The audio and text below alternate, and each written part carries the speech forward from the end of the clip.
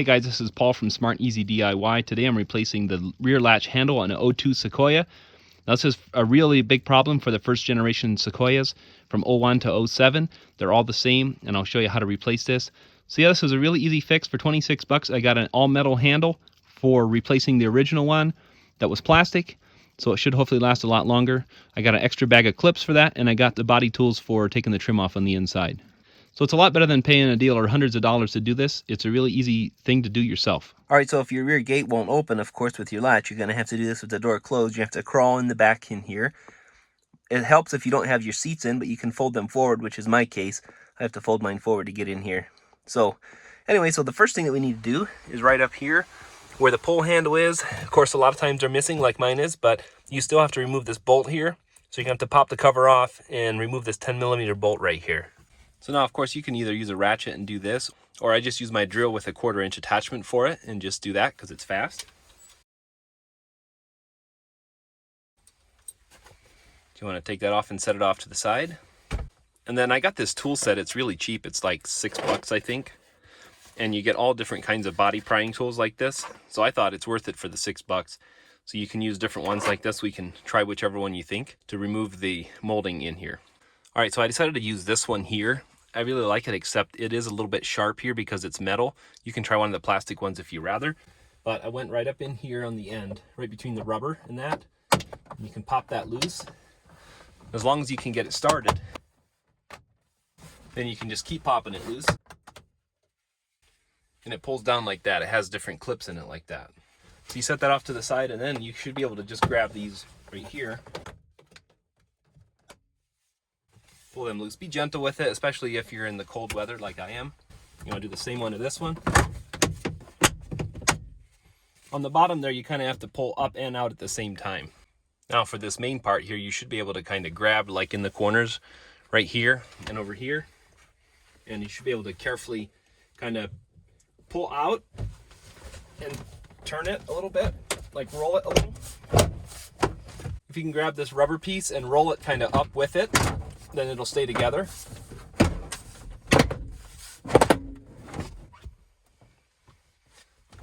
Then this whole panel comes loose and you can figure out how to get it out of here. Now that we got that piece off, we need to remove these 10mm bolts. There should be 8 of them, I believe, that you take out there. And then you take this whole panel, and you don't have to disconnect any of the wires at this point because you're just going to be swinging this over to the right. So again, I'm using my screw gun with a 10mm socket. You can use a ratchet or whatever you have. So we have some plastic clips holding it in a few places where these white ones are. There's 3 of them.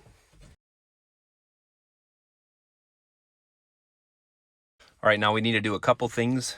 We need to release this cable right here. It's just held in a clip. I'm just using a flat screwdriver.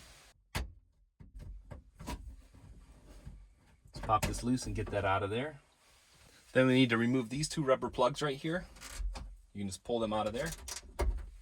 So the reason for removing those 2 rubber plugs is, as you can see down in there, there's some nuts that hold on the handle down there. They're 10mm. You can see one in each in there. So we're going to need to remove those. All right, so in order to reach all the way down in there, I had to put a deep well socket along with a couple extensions because that's what I had. So whatever you have to do to get it long enough to get down in there. Then I just put that on my screw gun.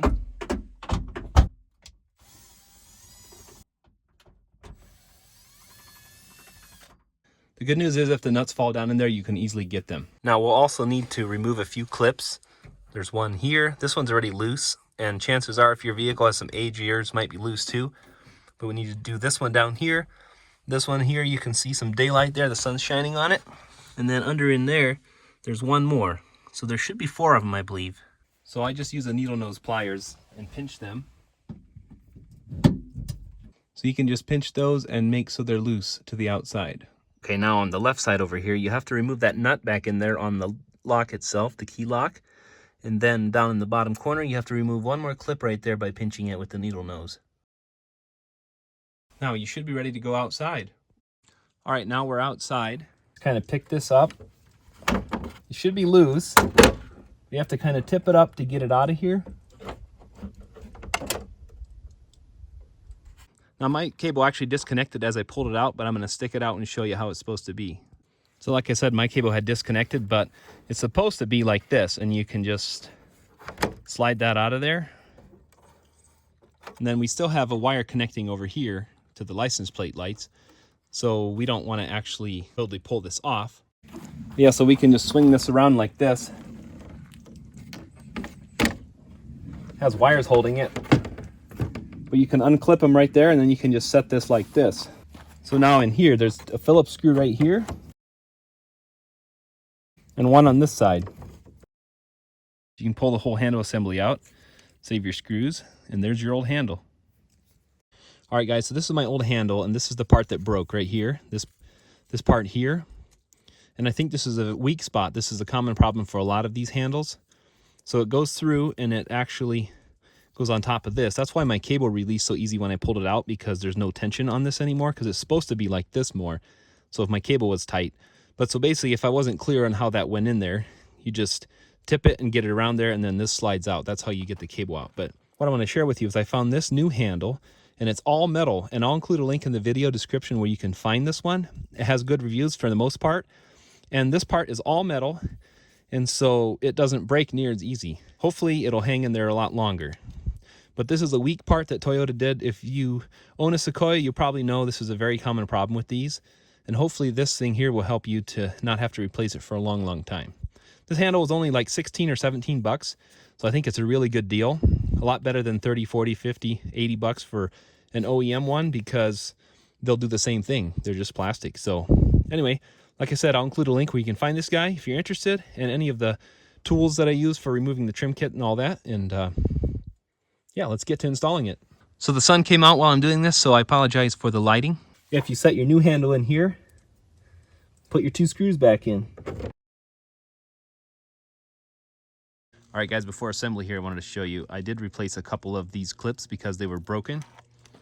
And I had found these online as well with the other parts, and I will link to where you can find these guys if you want. They say they're for Toyota. They seem a little bit bigger than the original. You can see, you can kind of compare them side by side. But I tested them in one of the holes right there, and they fit perfectly, so they should work. I think it's worthwhile getting these for $4. You can get a whole pack of these, and it's worth in case you break any of them in doing the trim inside as well. All right, guys, to reassemble this, it seems to me like there's not enough room without bending the cable for the latch to attach it at this point. You almost have to install it and then attach it from the inside. And I tested it out before I'm doing this, and you can actually reach in there pretty easily with your right hand and attach it after the fact, because you have to pick this up, tip it up, and get it in there. So let's do that now. So now as we do this, make sure that this wire is tucked into place here, right down in there where we had taken it apart. Then you kind of have to pick this up in order to get this in here. You have to tip it up a little, wiggle it around.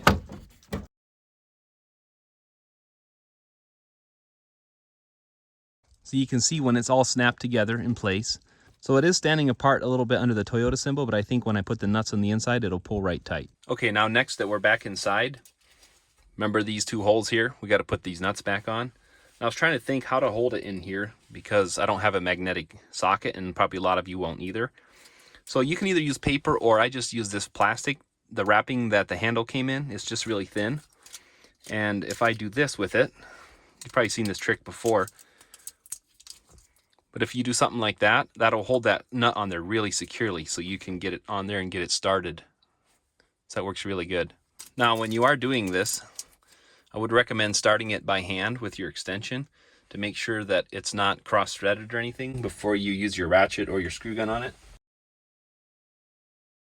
And I'm actually not going to use my screw gun to tighten it, because I don't want to over-tighten it, so I'm going to do it by hand.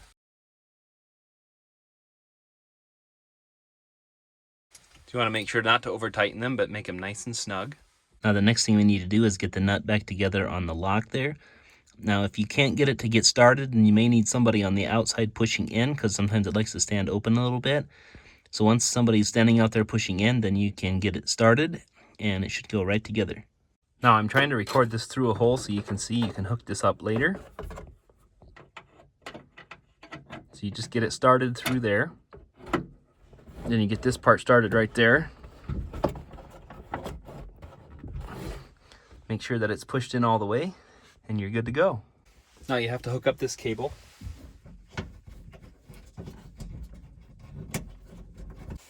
So get that clipped in next. All right, guys, so let's double check. So you got your cable hooked into your latch inside there. You got this clipped in. All the clips are sticking through from the outside. Everything's seated good. So both nuts and the handles are tight. This nut is tight. It's not over torqued. You can put these rubber plugs back in. So next we bring this part over here and push the clips in. So those clips will hold it right in place. Then you can go ahead and put your 8 bolts back in. Careful not to over torque them if you do use a gun because they're just plastic. So I like to get them close and then just hand torque them since my chuck is a locking chuck.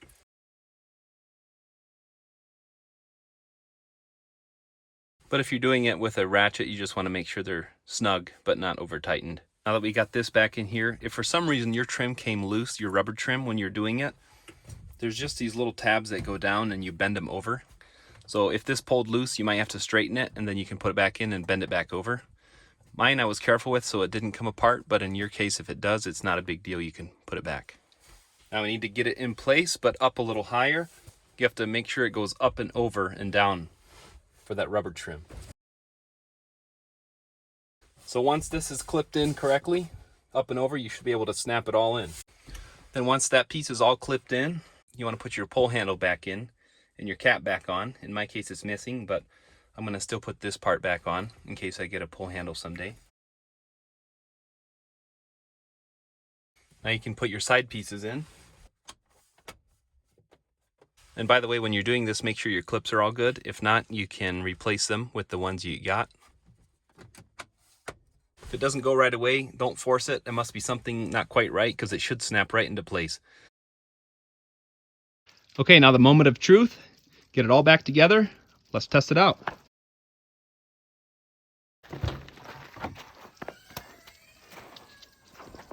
And it works just like it's supposed to. All right, guys, if this video was helpful, give it a thumbs up and subscribe to my channel. And thanks for watching.